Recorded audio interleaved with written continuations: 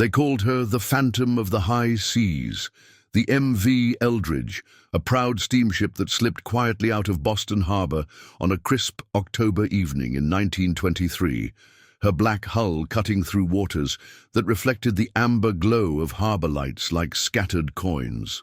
This wasn't just any vessel departing into the Atlantic's embrace. She was a monument to American industrial ambition, built in the Newport News shipyards with rivets hammered by immigrants who dreamed of prosperity, her engines crafted by the finest German engineers money could buy in those post-war years, when Europe still bled talent across the ocean. At 387 feet long and displacing nearly 8,000 tons when fully loaded, the Eldridge represented everything the Roaring Twenties promised: progress, prosperity, and the unwavering belief that human ingenuity could conquer any challenge nature dared.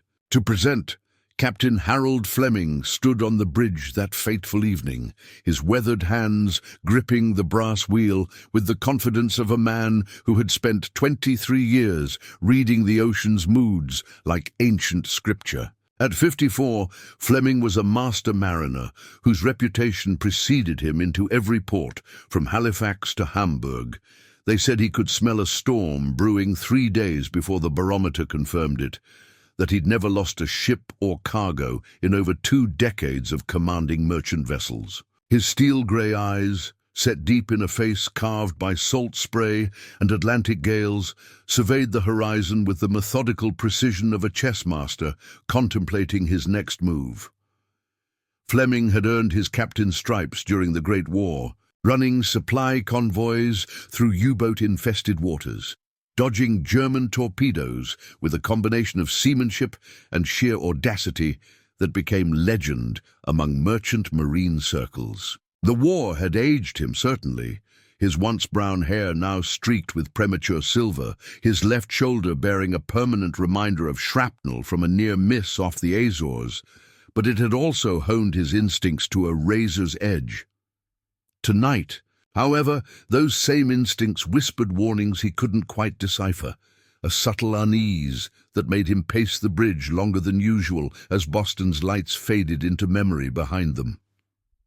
42 souls had entrusted their lives to Fleming's command that October night, each carrying their own dreams and destinations across the vast Atlantic. There was Thomas McKenna, the chief engineer whose calloused hands could coax music from any steam engine ever built, a Belfast-born wizard of pistons and pressure gauges who'd kept ships running through storms that would have crippled lesser vessels. McKenna had signed onto the Eldridge after his previous ship, the merchant steamer Galway Bay, had been scrapped following a collision with an iceberg that left her hull too damaged for profitable repair.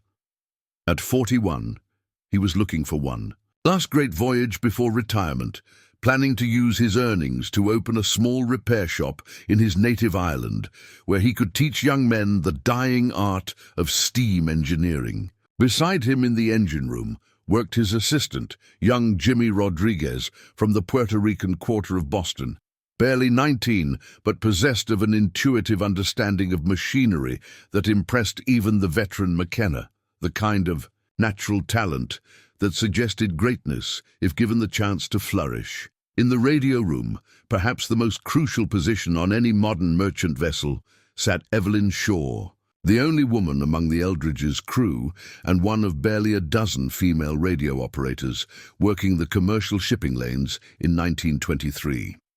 At 28, Shaw had fought tooth and nail for her position in a man's world, earning her wireless operator's license after teaching herself Morse code by practicing with a makeshift telegraph key fashioned from scrap metal in her father's blacksmith shop in Providence. Her reputation for clear, confident transmissions had spread throughout the maritime community. Harbor masters from Boston to Liverpool knew her distinctive calling style, her crisp diction cutting through atmospheric static with surgical precision. Shaw had joined the Eldridge's crew after 3 years aboard coastal freighters, drawn by the promise of transatlantic runs and the substantial pay increase that came with deep water assignments. She was saving money to attend college, harboring dreams of studying electrical engineering at a time when such ambitions in a woman were considered radical, if not impossible.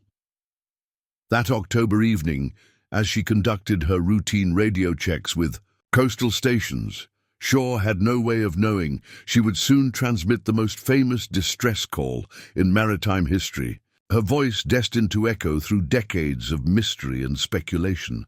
The cargo manifest of the MV Eldridge read like a catalogue of American industrial might. 3,000 tons of high-grade anthracite coal destined for Liverpool's hungry furnaces. Precision.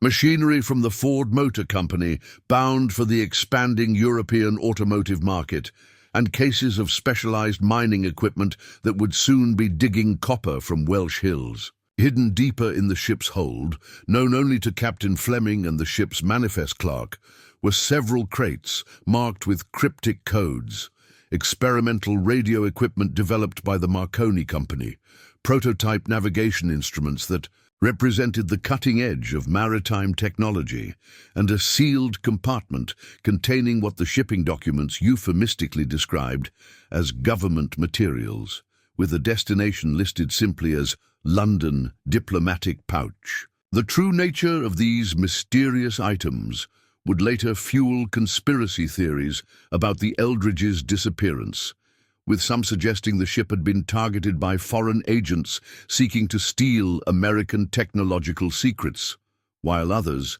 whispered of more exotic possibilities involving experimental communications gear that might have attracted unwanted attention from unknown forces. As the Eldridge steamed eastward through that calm October night, her engines maintaining a steady 12 knots while her crew settled into the familiar rhythms of ocean travel, no one aboard could have imagined they were sailing toward an appointment with maritime immortality. The weather reports from the Atlantic Weather Service had been unremarkable. Scattered clouds, moderate swells, visibility good to excellent. Captain Fleming had charted a course that would take them through some of the safest shipping lanes in the North Atlantic, well south of the ice fields that had claimed the Titanic 11 years earlier, following established routes that hundreds of vessels traversed safely each month. The ship's chronometer read 2:15 a.m. when Evelyn Shaw detected the first signs of trouble, not through her radio equipment, but through the subtle vibrations that every experienced sailor learns to interpret. Like a second language, the Eldridge's steady thrumming had developed an almost imperceptible irregularity, a syncopated rhythm that suggested something was amiss in the engine room far below. At precisely 2:17 a.m., Shaw's crackling voice pierced the silence of radio. Stations from Newfoundland to the Azores. Mayday, mayday, mayday.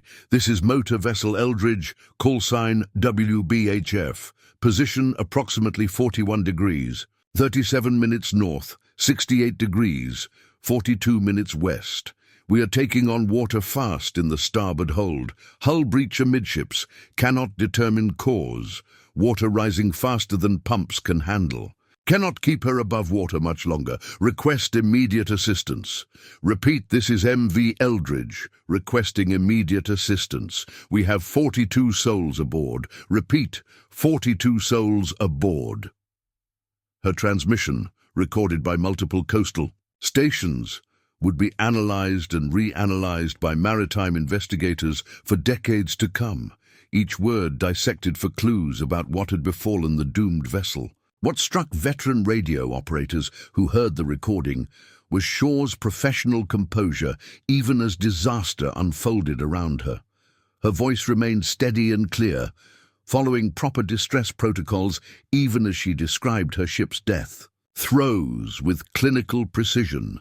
The response was immediate and massive. The Coast Guard cutter, Vigilant, stationed at Cape Cod, received Shaw's distress call within minutes and immediately altered course, her engines straining to reach maximum speed as she raced toward the Eldridge's last known position. The merchant steamer Atlantic Dawn, bound for Halifax with a cargo of lumber, diverted from her course and pushed her elderly engines beyond their rated capacity in a desperate attempt to reach the scene. Even the Royal Navy cruiser HMS Exeter, conducting routine patrols 200 miles to the northeast, acknowledged the distress call and steamed toward the coordinates Shaw had provided. Radio operators along the eastern seaboard maintained constant vigil, calling repeatedly for any additional transmissions from the Eldridge, but Shaw's voice had vanished as completely as if the ocean itself had swallowed her words along with her ship. What followed Shaw's final transmission was a silence more profound than mere absence of sound. It was the kind of emptiness that haunts the imagination, pregnant with possibilities both natural and supernatural. Coast Guard records show that the Vigilant reached the Eldridge's last reported position at 6:43 a.m., just as the October dawn painted the Atlantic in shades of grey and gold. Captain Robert Hazelwood, commanding the Vigilant, later described the scene in his official report with language that barely concealed his bewilderment. Sea state calm, visibility excellent, no debris field observed at coordinates provided by distress call. Commenced systematic search pattern, expanding from initial position. Water depth at location approximately 180 fathoms. Bottom composition sand and silt according to charts. No visual or sonar contact with vessel or survivors. Ocean surface unmarked by oil slick or floating debris that would indicate recent sinking. Hazelwood's crew spent 14 hours combing an ever-widening area around the Eldridge's last known position, their searchlights cutting through the gathering dusk like silver swords, but they found nothing more substantial than seaweed and the occasional curious dolphin investigating their vessel. By the second day of searching, the operation had grown into the largest peacetime maritime rescue effort in North Atlantic history. Coast Guard cutters from 3 different stations converged on the search area, joined by Navy destroyers diverted from training exercises and nearly a dozen merchant vessels that had voluntarily joined the hunt for survivors. Aircraft from the nascent Coast Guard Aviation Service, flying primitive biplanes barely capable of sustained ocean patrols, crisscrossed the search grid in carefully coordinated patterns. The ocean seemed to mock their efforts with its serene indifference. Mile after mile of empty swells that revealed no trace of the vessel that had vanished as completely as morning mist before the sun. It was not until the 3rd day that searchers found their first and only tangible evidence of the Eldridge's fate. A single orange life ring bearing the ship's name in faded black letters, its canvas covering weathered but otherwise undamaged, floating alone in waters that showed no other sign of maritime disaster. The discovery of that solitary life preserver, bobbing in the Atlantic swells like a circular gravestone, marked the beginning of the Eldridge mystery rather than its resolution. Maritime salvage experts examined the ring exhaustively, subjecting it to analysis that revealed troubling inconsistencies. The weathering patterns suggested the ring had been in the water for weeks rather than days, yet witnesses had seen it secured in its mount on the Eldridge's deck when she departed Boston Harbor. More puzzling still, chemical analysis of marine growth on the ring's surface indicated exposure to water conditions that didn't match the local Atlantic environment, trace elements that suggested the ring had spent time in waters with different mineral compositions, different temperatures, different ecosystems entirely. Dr. Marcus Holloway, the Coast Guard's leading expert on maritime forensics, published a classified report concluding that the life ring's condition was inconsistent with known patterns of ocean debris degradation and recommended further investigation by appropriate specialized authorities, a euphemistic reference to government agencies whose involvement in the case would remain secret for decades. Newspapers across America seized upon the Eldridge's disappearance with the same fervor they had once reserved for tales of Western outlaws and railroad barons. The Boston Herald christened her America's Ghost Ship in a headline that captured the public imagination, while the New York Times ran a week-long series titled Vanished Without a Trace that explored every angle of the mystery, from mechanical failure to foul play. The story had all the elements that newspapers of the era craved: maritime adventure, technological mystery, and just enough uncertainty to fuel speculation for months.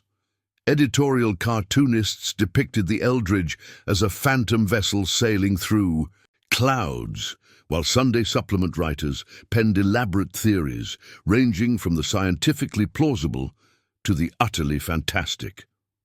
The ship's disappearance became a regular feature in the emerging radio entertainment programs, with dramatic reenactments that took considerable liberties with known facts in favor of maximum theatrical impact. The first and most widely accepted theory among maritime experts centered on the possibility of a catastrophic structural failure caused by a rogue wave, one of those legendary monsters of the deep ocean that rise without warning from seemingly calm seas, towering walls of water capable of crushing even the sturdiest vessels. Oceanographers had documented waves exceeding 60 feet in height, occurring during otherwise moderate weather conditions, phenomena that would not be fully understood until the development of satellite monitoring decades later. Captain Edmund Fitzgerald of the Merchant Marine Academy in Portland argued persuasively that the Eldridge might have encountered such a wave during the pre-dawn hours, a moving mountain of water that struck her amidships with enough force to crack her hull like an eggshell and send her to the bottom within minutes. This theory gained credibility when investigators discovered that the ship's departure had coincided with unusual tidal conditions caused by the October full moon, astronomical circumstances that could have generated unexpected wave formations. Hundreds of miles from shore, however, the rogue wave theory failed to explain several troubling aspects of the Eldridge's disappearance. Chief among these was the complete absence of debris. Even the most catastrophic sinking typically leaves behind a floating graveyard of wooden furniture, life preservers, oil barrels, and personal effects that can drift for days or weeks before sinking or washing ashore. Maritime disaster experts pointed to the Titanic, whose sinking had scattered identifiable wreckage across hundreds of square miles of ocean surface, or the more recent Lusitania, whose debris field had provided investigators with crucial evidence about the torpedo strike that sent her to the bottom. The Eldridge, by contrast, had vanished as completely as if she had simply dematerialized in the middle of the Atlantic, leaving behind only questions and that single mysteriously weathered life ring that raised more questions than it answered. More sinister explanation emerged from the financial investigation that followed the ship's disappearance, centering on the shadowy figure of Charles Brandt, a shipping magnate whose business empire had grown increasingly desperate as post-war economic conditions squeezed profit margins throughout the maritime industry. Brandt, known in business circles for his ruthless tactics and flexible ethics, had reportedly attempted to purchase the Eldridge from her owners 6 months before her final voyage, offering a price significantly below market value that was promptly rejected. Financial records subpoenaed by federal investigators revealed that Brandt had taken out substantial insurance policies on several vessels in his fleet, policies that would pay handsomely in the event of total loss at sea. More damaging still was the testimony of dock workers in Boston, who claimed to have seen men matching the description of Brandt's known associates near the Eldridge on the night before her departure. Men who had no apparent business aboard the vessel and who disappeared when questioned by harbor security. The sabotage theory gained momentum when investigators discovered that the Eldridge had been scheduled to carry a cargo that would have directly competed with Brandt's own shipping operations. The specialized mining equipment bound for Wales represented a lucrative contract that Brandt had bid for unsuccessfully, losing to his rival by what industry insiders described as a frustratingly narrow margin. Federal agents theorized that Brandt might have arranged for the ship to be sabotaged, perhaps through the placement of explosive devices in her hull or the deliberate weakening of critical structural elements that would fail under the stress of ocean travel. This scenario would explain both the sudden nature of the ship sinking — Evelyn Shaw's distress call had indicated catastrophic flooding with no apparent external cause — and the complete absence of wreckage, as an internal explosion might have pulverized the vessel into fragments too small to float or too scattered to locate. The investigation into Charles Brandt's possible involvement took a dramatic turn when the businessman himself vanished 3 weeks after the Eldridge's disappearance, leaving behind only a cryptic note claiming he was going where the questions cannot follow. His abandoned mansion in Newport revealed evidence of hasty departure, half-packed suitcases, burned documents in the fireplace, and a wall safe that had been emptied of its contents. Most intriguingly, investigators found a detailed chart of North Atlantic shipping lanes with the Eldridge's route marked in red ink, along with notations in Brandt's handwriting that referenced cargo complications and insurance remedies. Federal marshals launched an international manhunt that extended from Montreal to Buenos Aires, but Brandt had vanished as completely as the ship he was suspected of destroying. Some investigators theorized that he had assumed a new identity and fled to South America, where American law enforcement had limited reach and wealthy fugitives could purchase new lives with relative ease. Yet, even as the sabotage investigation consumed federal resources and dominated newspaper headlines, a third and far more unsettling explanation began to emerge from the testimonies of fishermen and sailors who worked the waters where the Eldridge had vanished. Captain Murphy O'Brien of the fishing vessel, Mary Catherine, was the first to report strange phenomena at the site, describing lights beneath the water that pulsed with an irregular rhythm, like the heartbeat of something vast and alien sleeping on the ocean floor. O'Brien, a veteran fisherman whose family had worked the North Atlantic for 3 generations, was not given to flights of fancy or supernatural speculation, which made his testimony all the more compelling to those who heard it. He described dropping his nets near the Eldridge's last known position and hauling up catches that defied explanation. Fish species that belonged in tropical waters, seaweed that marine biologists couldn't identify, and most disturbing of all, pieces of metal that seemed to have been twisted by forces that left spiral patterns, unlike anything produced by conventional explosions or crushing pressures. The supernatural theory gained credibility from an unexpected source. The detailed logbooks of merchant vessels that had traversed the area in the months following the Eldridge's disappearance. Captain after captain reported similar phenomena: unexplained lights moving beneath the water's surface, radio equipment that malfunctioned in ways that suggested external interference, and the persistent sound of ships' bells ringing beneath. The waves during the pre-dawn hours when the ocean should have been silent. The merchant steamer Portland Rose logged an entry describing the distinct sound of steam engines operating at depth, as if a vessel were running submerged courses parallel to our own. The Norwegian freighter Bergensfjord reported compass readings that deviated wildly from magnetic north whenever the ship passed through a specific area roughly 10 miles from the Eldridge's last reported position, as if something on the ocean floor was generating its own magnetic field.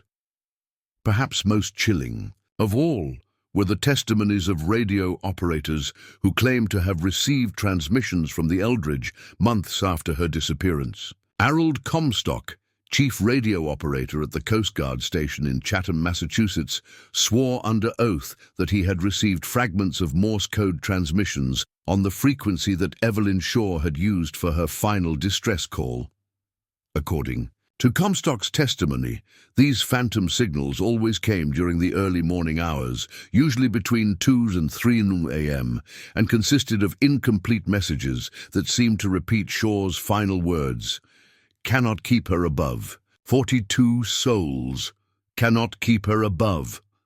The transmissions were too fragmented and filled with static to record clearly, but Comstock insisted they bore Shaw's distinctive transmission style, the precise timing and rhythm that had made her one of the most recognizable voices on the maritime radio frequencies.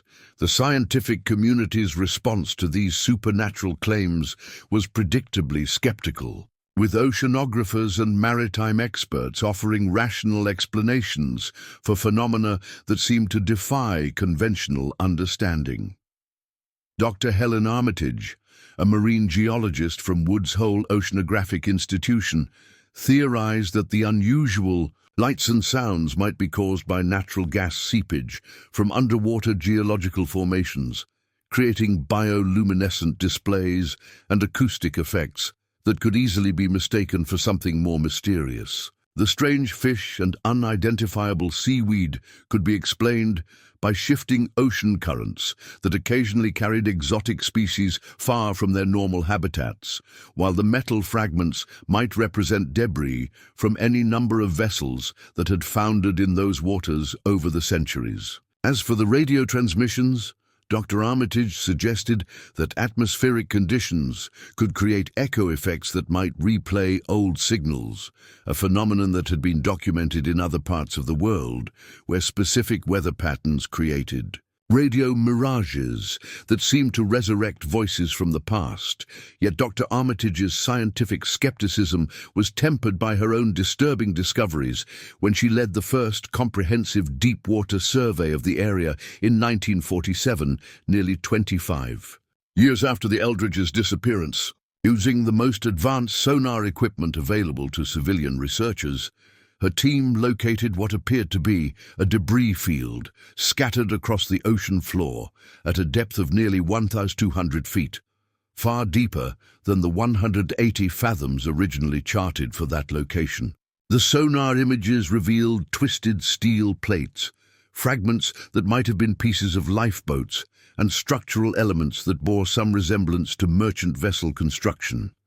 However, when Armitage's team attempted to retrieve samples using the primitive deep-sea recovery equipment of the era, they encountered problems that defied explanation. Cables snapped under loads far below their rated strength.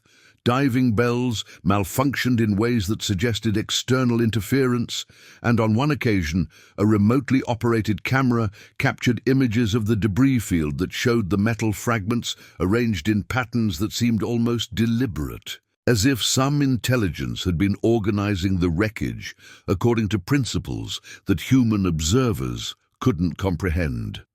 The most disturbing discovery came when Armitage's team finally succeeded in raising several pieces of metal from the debris field, fragments that proved to match the steel specifications used in the Eldridge's construction. However, metallurgical analysis revealed anomalies that challenged everything scientists understood about deep-sea corrosion patterns.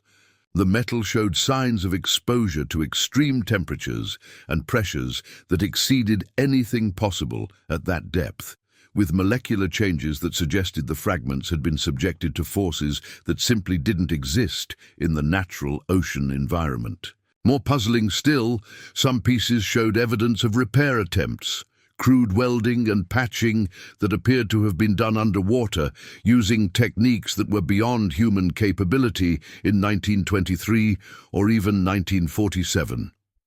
Dr. Armitage published her findings in a carefully worded report that stopped short of supernatural speculation but acknowledged that the pattern of damage and subsequent alteration suggests the involvement of factors not currently understood by conventional oceanographic science. The decades that followed brought periodic renewed interest in the Eldridge mystery, usually triggered by advances in underwater exploration technology that promised to finally solve the riddle of her disappearance. In the 1960s, deep-sea exploration. Pioneer Jacques Cousteau included the Eldridge site in his ambitious survey of North Atlantic shipwrecks, bringing television cameras and advanced diving equipment to document whatever remained of the ghost ship.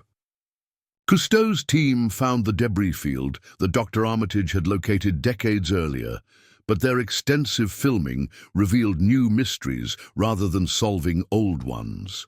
The wreckage appeared to have been further rearranged since the 1947 expedition, with metal fragments now scattered in a pattern that resembled a crude spiral extending for nearly half a mile across the ocean floor. Most intriguingly, Cousteau's divers reported finding what appeared to be the ship's bell, partially buried, in sediment but still clearly visible through their underwater lights. However, when they attempted to raise the bell to the surface, their equipment failed repeatedly, and underwater cameras began malfunctioning whenever they focused on the artifact for more than a few moments. The 1970s brought perhaps the most credible scientific explanation for the Eldridge's fate when geologists discovered evidence of underwater seismic activity in the area where she had vanished. Dr. Robert Kellerman of the Scripps Institution of Oceanography theorized that the ship might have encountered an underwater earthquake or landslide that created a localized tsunami, a wall of water that could have overwhelmed even a well-built vessel without, leaving the debris field typically associated with surface disasters. This theory gained support from core samples taken from the ocean floor that showed evidence of significant geological disturbance occurring sometime in the early 1920s, consistent with the time frame of the Eldridge's disappearance. Kellerman argued that such an event could have created a temporary depression in the ocean's surface, essentially a hole in the sea that could have swallowed the ship completely before the water rushed back to fill the void, leaving no trace of the disaster above the surface. However, even Kellerman's geological theory failed to account for all aspects of the Eldridge mystery, particularly the ongoing reports of supernatural phenomena that continued to plague the area well into the modern era. Coast Guard records from the 1980s and 1990s documented dozens of incidents involving vessels that experienced unexplained equipment failures, navigation errors, and communication disruptions while passing through the waters where the Eldridge had vanished. The phenomenon became so well known among commercial mariners that many shipping companies began routing their vessels around the area, adding hundreds of miles to Atlantic crossing times rather than risk encounters with whatever forces seemed to lurk beneath those particular waves. Insurance companies, always sensitive to patterns of maritime disaster, began charging higher premiums for policies covering vessels that regularly transited the Eldridge zone, as it came to be known in maritime circles.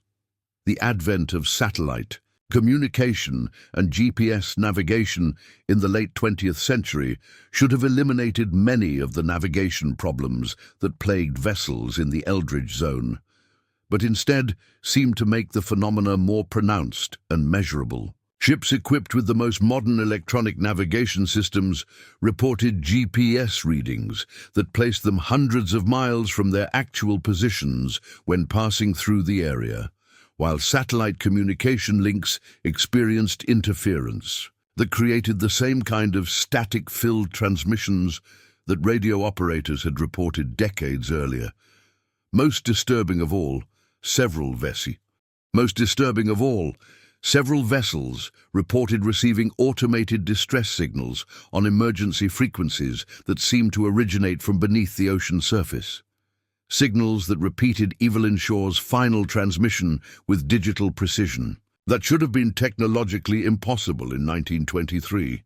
As we moved into the 21st century, the mystery of the MV Eldridge continued to evolve and deepen rather than resolve. Modern deep-sea exploration vehicles, equipped with high-definition cameras and advanced sonar mapping capabilities, have provided unprecedented documentation of the debris field, revealing details that earlier expeditions could never have recorded. The wreckage, now scattered across nearly 2 square miles of ocean floor, shows signs of continuing movement and rearrangement that cannot be explained by normal deep-sea currents or geological processes. Most remarkably, marine archaeologists have identified what appears to be new debris, metal fragments and structural elements that show characteristics consistent with 1920s maritime construction, but display wear patterns suggesting they have only recently been deposited on the ocean floor, as if pieces of the Eldridge continue to sink to their final resting place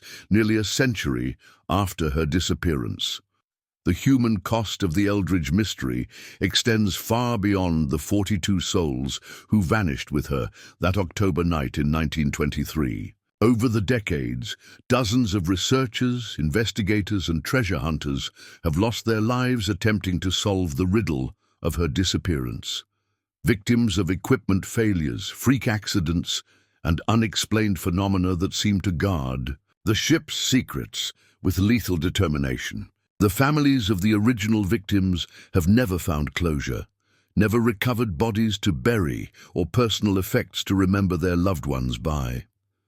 Captain Fleming's grandson, now in his 80s, continues to search historical archives for any clue that might explain his grandfather's fate, while descendants of other crew members have formed an informal support group that meets annually to share information and theories about the disaster that claimed their ancestors.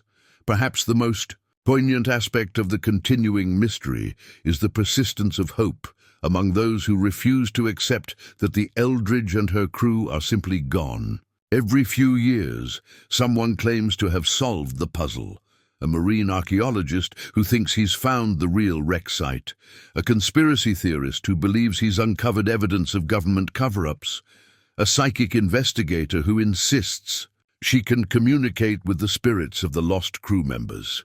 None of these claims have withstood serious scrutiny, but they reflect humanity's deep need to impose meaning and resolution on tragedies that seem to defy both logic and closure. The Eldridge has become more than just a maritime disaster. She has become a symbol of all the questions that haunt us, all the mysteries that remind us how little we truly understand about the world we inhabit. Today, nearly a century after her disappearance, the MV Eldridge rests on the ocean floor as a barnacle-encrusted monument to human ambition and the enduring power of the unknown. Her twisted steel ribs have become an artificial reef, home to creatures that never knew the vessel in her glory days but have made her bones their own. Schools of fish navigate between her scattered plates like commuters hurrying through the ruins of a submerged city, while deep-sea organisms slowly consume the last traces of wood and rope that once bound her together. Yet even in death, the Eldridge continues to generate new mysteries. Marine biologists have discovered species of deep-sea life around the wreck site that exist nowhere else on Earth, as if her presence on the ocean floor has somehow created its own unique ecosystem governed by rules that science cannot yet explain. The legend of the Eldridge has transcended its maritime origins to become part of our collective mythology, a modern ghost story that speaks to our deepest fears about the vast unknown spaces that still exist in our supposedly mapped and measured world. She reminds us that despite all our technological advances, despite satellites that can read license plates from orbit and computers that can calculate the movement of distant galaxies, there are still corners of our own planet where mystery reigns supreme and human understanding reaches its limits. In an age when we believe we have conquered nature through science and technology, the phantom of the high seas continues to sail through our imaginations, the eternal reminder that some questions may never find their answers, and some ships may never find their way home, What then really befell the Phantom of the High Seas? Was it the sudden wrath of nature's fury, unleashing forces beyond human comprehension? A calculated act of greed and sabotage, orchestrated by ruthless men who valued profit over human life? Or something far more uncanny that challenges our understanding of reality itself? The truth may lie scattered across the ocean floor with the Eldridge's remains, waiting for future generations to develop the technology and wisdom necessary to decode her final secrets. Until then, she continues her eternal voyage through the depths of human imagination, carrying her cargo of mystery and her crew of lost souls toward destinations that only the dead can see. Share your theory about what really happened to the MV Eldridge in the comments below. And don't forget to subscribe to TrueTale Theater for our next voyage into history's shadows, where we'll meet a hidden hero of wartime who risked everything to save thousands of lives, proving that sometimes the greatest adventures are the ones that history almost forgot to remember.